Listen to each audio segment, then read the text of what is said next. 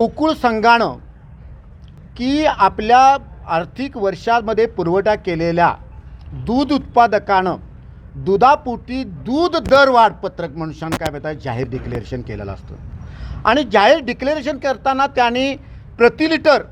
की म्हशीच्या दुधाला ₹2.45 आणि गाईच्या दुधाला ₹1.45 असं डिक्लेरेशन केलेलं आहे। आता दूध दर फरक असा असताना वाटप केल्यानंतर त्यांनी मागच्या दरानं त्यातील 75%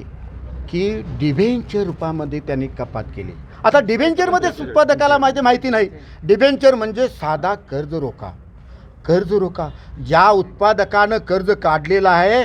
ज्यांच्याकडे घेतले दूध उत्पादक त्या उत्पादकाचे कर्ज त्याच्या नावावर जमा खर्च केला नाही तर ते पैसे डिबेंचर म्हणून संस्थेच्या नावावर जमा करून डिबेंचर काय माहीत आहे जमा केले। आता दूध उत्पादक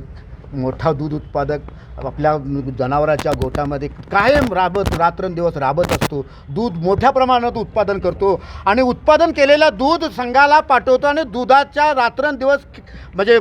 या आर्थिक खर्चात काय म्हणा न परवडता तरीसुद्धा दूध पुरवठा करून जास्तीत जास्त संघाला पुरवठा करत असताना त्या दुधातील दूध दरवाढ फरक म्हणजे त्या मिळणारा त्याचा हक्कदार पैसे असताना त्यातनं डिबेंचर कापून घेऊन ते दुसऱ्याच्या नाव देतात, त्यामुळे नाराज आहे आणि त्यामुळे आज दूध उत्पादक वळलाय बाहेर। याला कारणही आहे, कारण का तुम्ही काय म्हणताय का कट करत असताना आमच्या दुधाचे आमच्या हक्काचे आमच्या श्रमाचे पैसे आहेत आणि ते श्रमाचे आम्हाला मिळाले पाहिजेत, हा त्यांचा हक्क आहे आणि तो योग्यच आहे। पण अशा अवस्थेमध्ये त्यांच्याकडे काय केलं दुर्लक्ष केलं जातं आणि चाचकपटी कोणतेही परिपत्रक न काढता कोणतीही सभासदाला माहिती न देता